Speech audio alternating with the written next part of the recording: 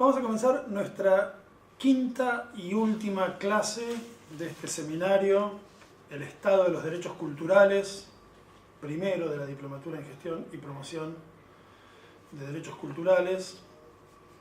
Lo estamos haciendo en una escenografía ligeramente distinta, estamos a unos pocos metros, pero una escenografía distinta de la preciosa biblioteca donde grabamos las 4 primeras clases.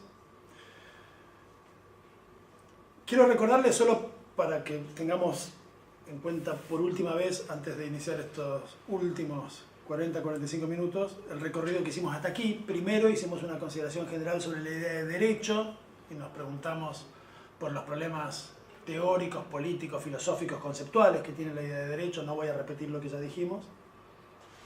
Después nos preguntamos en la segunda clase quién es el sujeto de los derechos. Distinguimos entre derechos individuales y colectivos, aunque decir que distinguimos es una manera de decir, porque mostramos que los mismos derechos pueden ser al mismo tiempo, y que eso es muy interesante, que sea así, individuales y colectivos.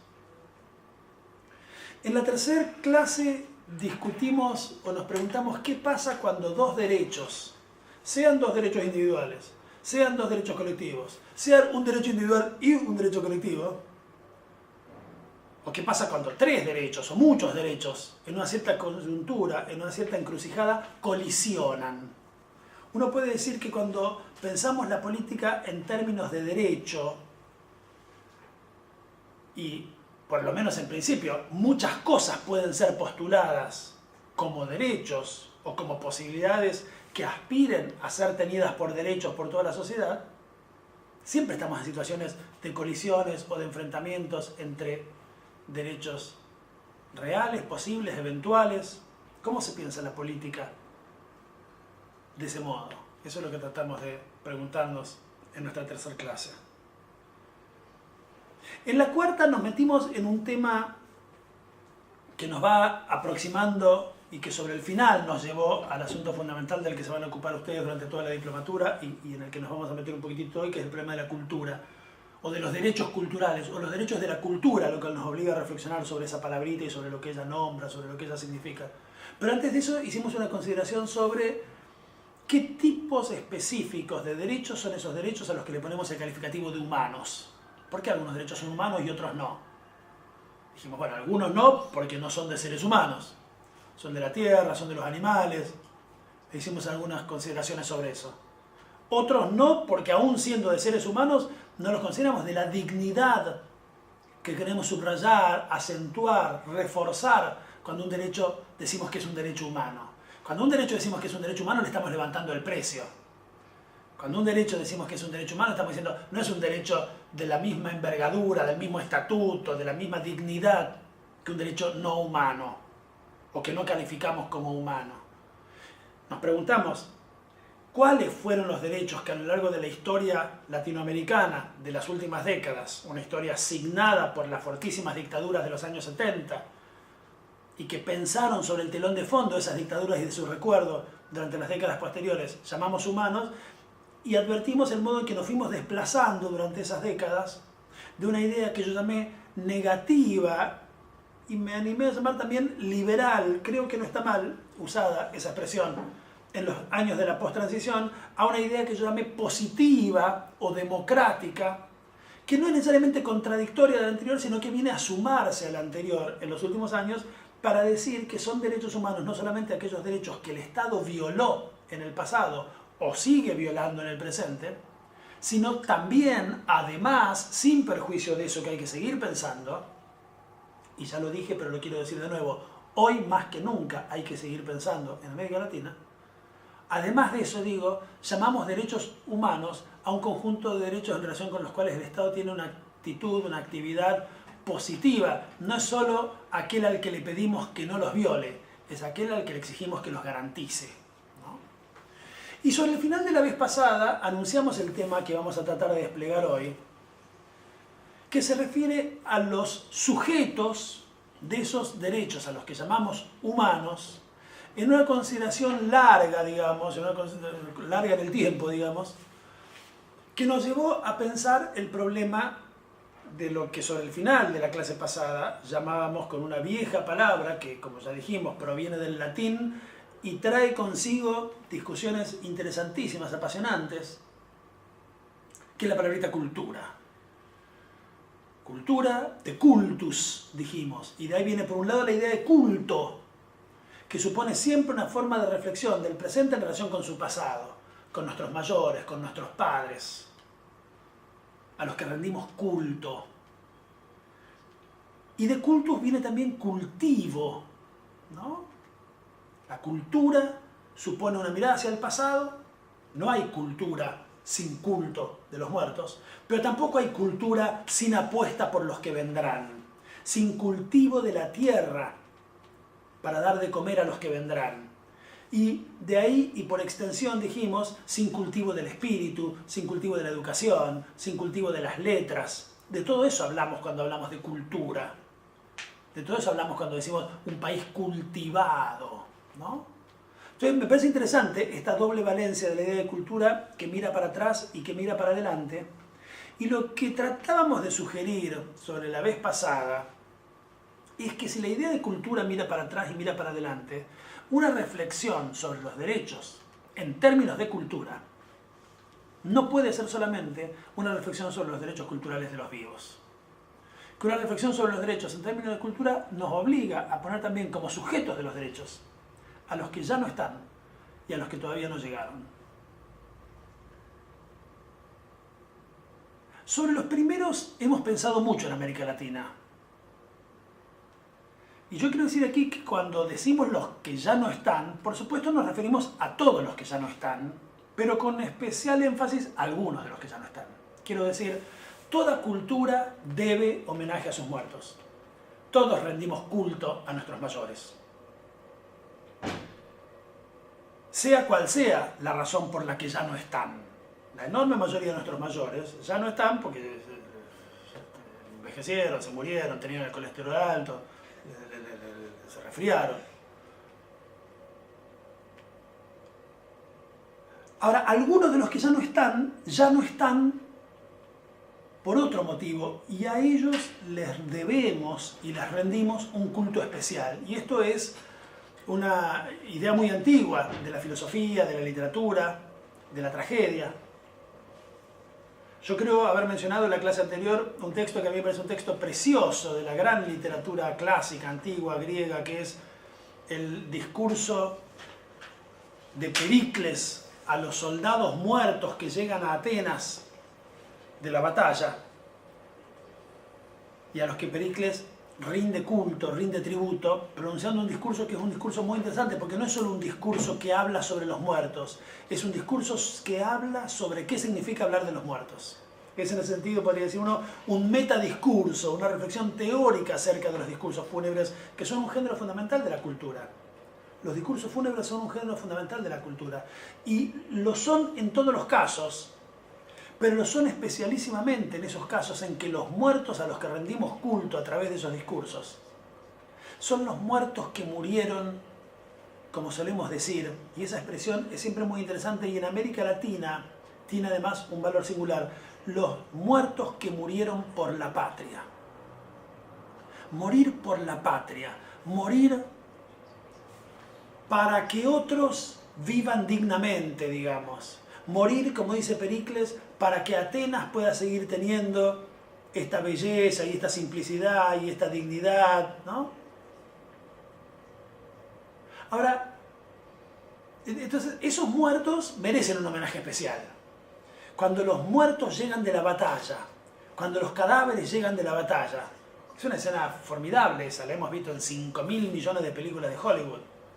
Llegan los cadáveres, ¿no? Esa es una escena muy, muy fuerte para toda cultura. Lo es en este texto fundador de la gran cultura griega, que es la historia de la guerra del Peloponeso de Tucídides, quizás el primer gran libro de historia de la historia occidental. Ahora, en América Latina, digo, la expresión morir por la patria tiene un valor adicional que más de una vez ha sido subrayado, que es que muchas veces morir por la patria quiere decir al mismo tiempo morir en nombre de un cierto ideal de patria y morir en manos de las fuerzas represivas de la patria. En más de uno de sus escritos, nuestro maestro Horacio González ha recordado los discursos fúnebres que solía pronunciar el cura Carlos Mujica en las ceremonias, en los velorios, en los que se rendía homenaje, en los que se despedía a un militante asesinado por las fuerzas de seguridad, por las fuerzas armadas, en los años pesados de la represión política en la Argentina. Y Mujica decía, suele recordar Horacio, muerto por la patria, que no supo entenderlo. Esa frase de Mujica es muy interesante porque alude al doble sentido de morir por la patria. Morir en favor de la patria, pero morir también asesinado por la patria, asesinado por las fuerzas asesinas de la patria. Entonces, esos muertos que ya no están porque el propio Estado que debía garantizarles la vida los asesinó, no son cualesquiera muertos. No son los muertos que se murieron porque tenían el colesterol alto o porque habían cumplido los 83 años. Son unos muertos a los que los vivos les rendimos un homenaje especial y que me parece que deben ser pensados de manera muy específica como sujetos de un conjunto de derechos entre los cuales me gustaría nombrar 3 derechos de los que hablamos siempre, que son el derecho a la memoria, a la verdad y a la justicia, que son derechos propiamente culturales en el sentido en que se vinculan con el corazón de la idea de cultura, que es el culto a nuestros muertos, y que estos muertos tienen exactamente porque no están allí para defenderlos, exactamente porque ya están muertos, exactamente porque si se los violamos no pueden ir a los tribunales a reclamárnoslo. Ahora, la otra figura que querría pensar y que se vincula con la idea de cultura no es la figura de los que ya no están, sino la figura de los que todavía no llegaron. De los que todavía no llegaron, pero vienen llegando, digamos así. Y quiero ponerlo de este modo porque esa figura me parece preciosa en esta formulación que acabo de proponer. Los que vienen llegando es uno de los grandes inventos de la filosofía moderna, la figura esa. La filosofía moderna inventó una cosa rarísima, que es la idea absolutamente disparatada desde cierto punto de vista, absolutamente irreal desde cierto punto de vista y que ya ha sido muchas veces cuestionada y con razón, pero al mismo tiempo muy interesante, la idea del hombre solo. Uno podría decir, la filosofía moderna nace cuando unos señores, sobre todo unos señores ingleses del siglo XVII, ingleses, holandeses, del siglo XVII, se les ocurre postular la disparatada idea de que puede existir un hombre solo y de que la sociedad es la suma de un montón de hombres solos. A eso en nuestra primera o segunda clase lo llamamos individualismo, cuando decíamos que tendemos a pensar al individuo como sujeto de los derechos antes que a la comunidad. Porque tendemos a pensar, y hay algo de bastante ingenuo en esta pretensión, que la comunidad es posterior a los individuos, es la suma de los individuos, que primero es el individuo y después es la sociedad. Eso es a todas luces un disparate. Cualquiera que conozca, entre otras cosas, cómo nacen los bebés, sabe que primero es la sociedad y después el individuo. Y que es un disparate postular lo contrario. Y sin embargo, gente sumamente inteligente postuló lo contrario en el siglo XVII, no porque no supieran cómo nacen los bebés, sino porque querían decir que el modo en que estaba organizada la sociedad de su tiempo no les gustaba y quisieron pensar una diferente. Pensaron contrafácticamente una sociedad que había que fundar de nuevo a partir de unos individuos que nunca existieron, pero que ellos imaginaron solos, a la espera de encontrarse con otros, con los que después o firmaron el contrato, en la tradición del contractualismo político, o establecieron el mercado, en la tradición del liberalismo económico, o lo que fuera. No importa acá, o sí importa y mucho. Estas discusiones son fundamentales discusiones de la filosofía política de los últimos siglos. Lo que aquí quiero señalar es apenas esta idea desde cierto punto de vista tan disparatada y al mismo tiempo tan interesante, que es la idea de suponer que puede haber un individuo solo, un tipo solo, un hombre solo.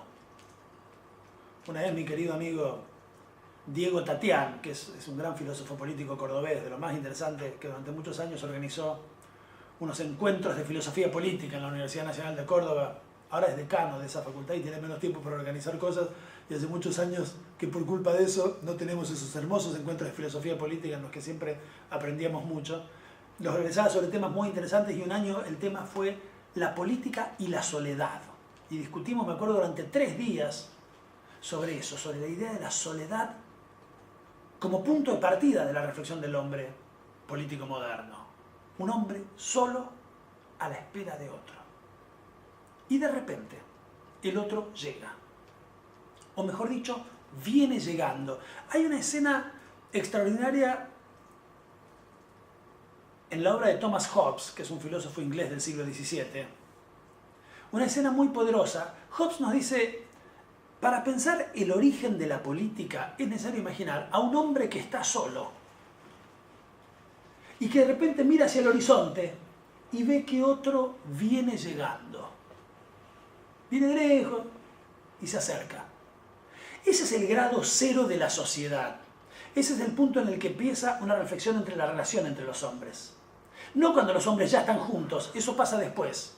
Tampoco cuando el hombre está aislado, porque no hay política, porque no está el otro. Sino cuando el hombre, que está solo, ve que otro se acerca hacia él. La pregunta fundamental de la filosofía política moderna, a lo mejor lo que voy a decir es un poquitito genérico, pero me parece que, puesto que no nos quedan tantos minutos y hay que ir tratando de llegar a alguna conclusión, podemos permitirnos alguna generalización. La pregunta fundamental de la filosofía moderna, o por lo menos la pregunta fundamental de la filosofía del siglo XVII, que es el siglo que pensó 2 problemas: el problema de la razón y el problema de las pasiones.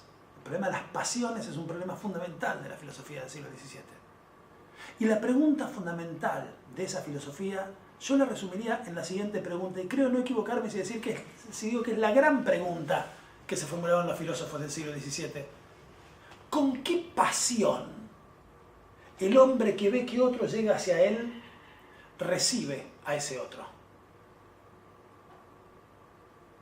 Pasión es lo que nos pasa. Acción es lo que hacemos. Pasión es lo que nos pasa. La pregunta del siglo XVII es, ¿qué nos pasa cuando otro llega hacia nosotros? Y el siglo XVII respondió a esa pregunta discutiendo mucho, filosofando mucho sobre 2 pasiones fundamentales. Y es hermoso lo que escribieron sobre estas pasiones Hobbes, Spinoza, etc. Una de esas pasiones es el miedo. Y la otra de esas pasiones es la esperanza. Y esas 2 pasiones son las pasiones fundamentales con las que Hobbes, Spinoza y los demás imaginaron que el hombre que está solo y que ve llegar a otro hacia él, recibe a ese otro que viene llegando. O bien lo recibe con miedo, llevándose preventivamente la mano a la cartuchera, diciendo seguro que viene por mí, por mi cuerpo, por mi vida, por mis bienes. O bien lo recibe con esperanza, pensando mientras el otro se acerca hacia él, ¿quién te dice por ahí nos hacemos amigos? ¿Quién te dice por ahí nos enamoramos? ¿Quién te dice por ahí fundamos una sociedad juntos? A mí me parece que en esa escena preciosamente simple, casi cinematográfica diría, un hombre solo mira el horizonte, ve que otro viene llegando y algo le pasa. ¿Qué le pasa? ¿Le pasa el miedo o le pasa la esperanza? ¿Siente miedo? ¿Lo gana el miedo? ¿O siente esperanza? ¿Lo gana la esperanza? Esa escena funda la filosofía política moderna y las grandes preguntas que las sociedades se han hecho respecto a los que vienen llegando.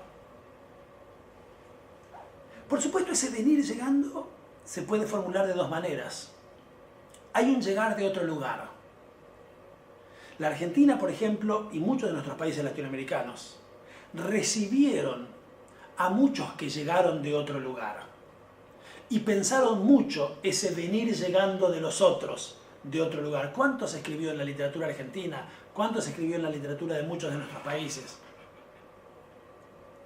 Sobre nuestros bisabuelitos y tatarabuelitos que vinieron de Europa, que bajaron en nuestros puertos, que fundaron la forma moderna de nuestras sociedades, que desplazaron de distintos modos a las poblaciones locales, o que se mixturaron con ellas, o que establecieron con ellas distintas relaciones más democráticas, de mayor subordinación, etc. ¿Cuánto se habló de esas llegadas, de esos que venían llegando? Y los que estaban aquí antes, ¿cómo miraron a los que venían llegando? Las élites argentinas de 1890, ¿con qué cara miraron a nuestros bisabuelitos que bajaban de los barcos? No provenientes, como habían imaginado, pronosticado y deseado los hombres de la generación del 37, Alberdi, Sarmiento, de los industriosos países protestantes del norte, sino provenientes de los países católicos y pobres del sur de Europa. ¿Las recibieron con esperanza o los recibieron con temor? ¿Les abrieron los brazos o les cerraron las puertas? ¿Los invitaron a integrarse o más bien al contrario levantaron las murallas, los alambres de púa, para volver sobre la metáfora que utilizábamos en la clase anterior, de su pertenencia anterior, de sus dobles apellidos, que empiezan a usarse en esa época en la vida pública argentina? David Viñas escribía sobre esto cosas muy interesantes, ¿no? Ramos Mejía. ¿Qué significa llamarse Ramos Mejía? Cuando bajaban de nuestros barcos nuestros bisabuelitos, que apenas se llamaban cosas tales como Rinesi, ¿no? ¿Qué quiere decir? Que bajara un señor de apellido Rinesi y que lo recibiera uno que decía mucho gusto, Ramos Mejía. 20.000 hectáreas por el lado de los Ramos, 35.000 por el lado de los Mejía. Cuidado, que yo estoy acá desde mucho antes, por eso tengo doble apellido. El doble apellido es como el cuchillo de pescado, es para los recién llegados, es para poder distinguir, es para poder separar. Entre ellos no lo usan. A Ramos Mejía los amigos le decían Ramos, porque no era para ellos el Mejía. Y a Bioy Casares, Borges le decía Bioy, porque no era para él, sino para nosotros, el Casares. Ahí está el miedo más que la esperanza, en el modo de recibir al que viene llegando. Y podríamos hablar mucho de los que llegaron a nuestros países, de otros de nuestros países. ¿Cómo se recibe en la Argentina? ¿Con qué carteles en las calles a veces se recibe en la Argentina a los hermanos bolivianos, paraguayos, que llegan a la Argentina y que tienden a ser recibidos con demasiada frecuencia, con más miedo que esperanza, con más prevención que brazos abiertos?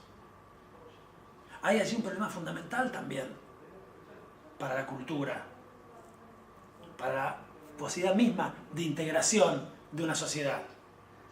Pero quiero dedicar unos minutos a hablar del otro modo de venir llegando que tienen los que vienen llegando, que no siempre o no solo vienen llegando desde otro lugar, sino que vienen llegando desde otro tiempo, que vienen llegando desde el futuro. Uno podría decir que una sociedad es un lugar a donde todo el tiempo está llegando gente. No de otros lugares, del futuro. Todo el tiempo estamos siendo invadidos, asediados, alcanzados por unos tipos que antes no estaban y que de repente están entre nosotros. Todo el tiempo encontramos en la calle a unos tipos enormes que miden 1,85 m y a los que le decimos, uy boludo, la última vez que te vieras así chiquitito, qué grande que estás, ya sos uno de nosotros, ya llegaste, ya sos un adulto, ya estás en la misma sociedad, en el mismo mundo.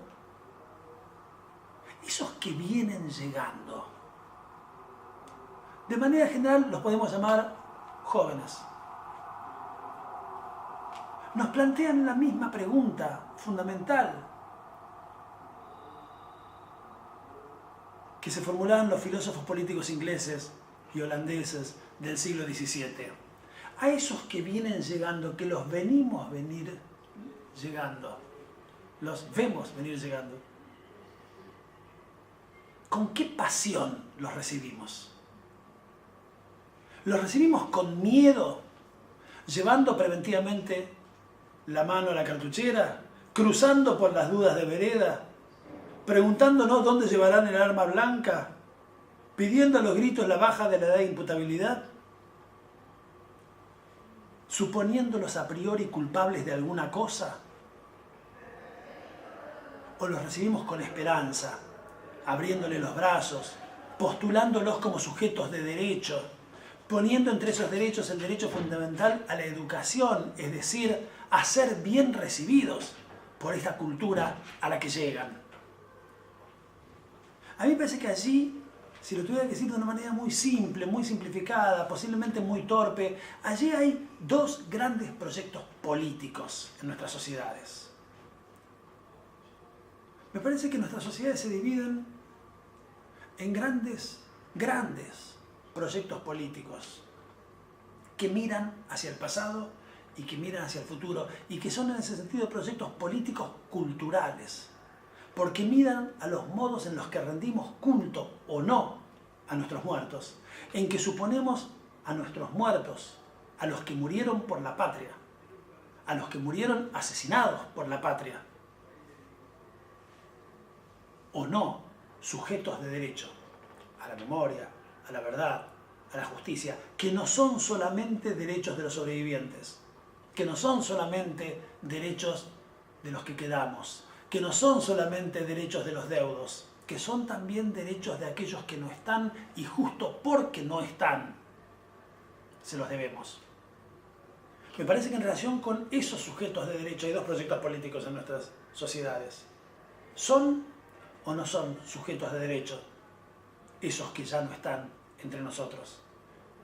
¿Queremos o no queremos garantizarles esos derechos a esos que ya no están entre nosotros? ¿Les rendimos culto o queremos olvidarlos rápidamente para que por fin el presente sea contemporáneo de sí mismo y nada más que eso, y no tenga deudas con el pasado y no tenga cultos que rendir? No hay cultura sin esa idea de culto y sin el recuerdo de esos muertos a los que les debemos los derechos que los asistan. Pero tampoco hay cultura sin mirar hacia adelante, o suponiendo que los que vienen llegando son un problema y que frente a ellos tenemos que cruzar de vereda, o pedir la baja de la edad de imputabilidad, o decirnos que qué hacen aquí molestando entre nosotros.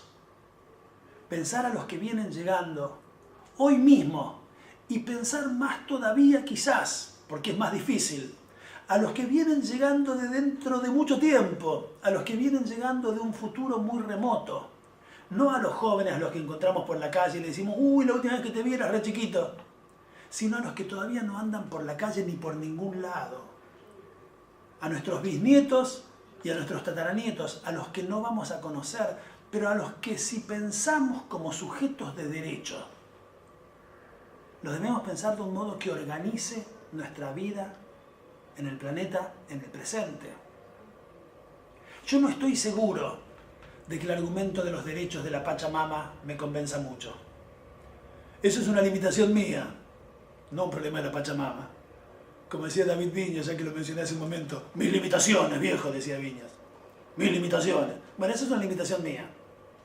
Demasiado occidental para pensar a la Pachamama, a la naturaleza, al planeta como sujetos de derecho. Pero sí puedo pensar como sujetos de derecho a esos hombres que todavía no están, que todavía no fueron concebidos, que todavía no fueron imaginados, pero que ya vienen llegando desde un futuro eventualmente muy remoto, y a los que si pensamos como sujetos de derecho,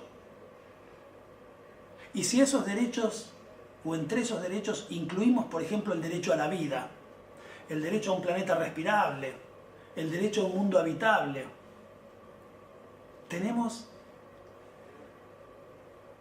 que pensarlos como unos tipos cuyos derechos organizan nuestras prácticas económicas, nuestras prácticas sociales, nuestras prácticas extractivas en el presente. A mí me parece que eso nos permite enriquecer mucho más la idea de cultura, la idea de derechos culturales. Los derechos culturales son los derechos de todos los sujetos que en el presente, en el pasado y en el futuro construyan la trama de la cultura.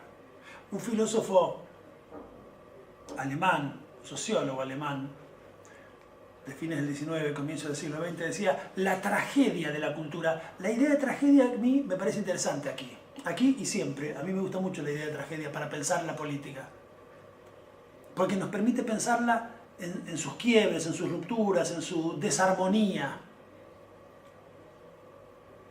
Hay algo de tragedia en esto que aquí estoy postulando y la cultura tiene que pensar esa tragedia. Porque no es solamente que en el pasado estuvieron nuestros mayores, que después nuestros mayores se murieron, que nosotros hicimos el trabajo del duelo durante un rato, que después los olvidamos, que ahora nos toca a nosotros, que tenemos hijos, que después nos vamos a morir nosotros y que vendrá el tiempo de nuestros hijos.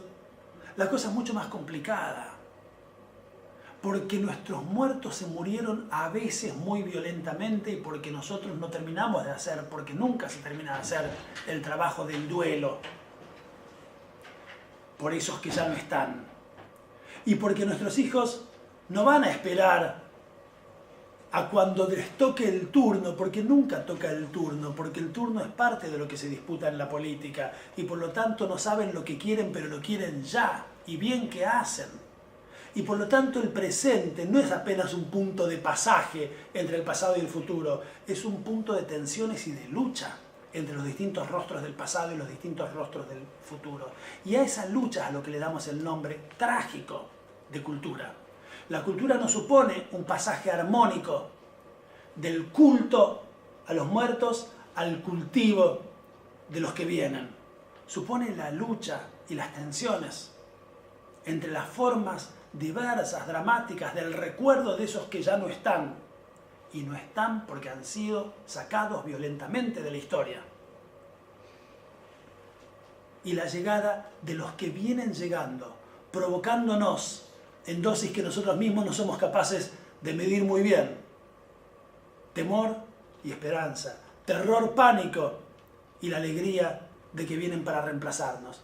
Me parece que la reflexión sobre la cultura requiere, y por eso, si no fuera porque es otro el tema de este curso, si no fuera porque es otro el tema de estas clases, y si no fuera porque esta quinta clase ya tiene que terminar, este sería el momento en que me pondría a hablar de un tema que me fascina, que me interesa muchísimo, que es el tema de la pertinencia que tiene la tragedia como género literario, como género teatral, como género poético, para pensar los problemas de la política y de la cultura. La tragedia piensa exactamente estas cosas.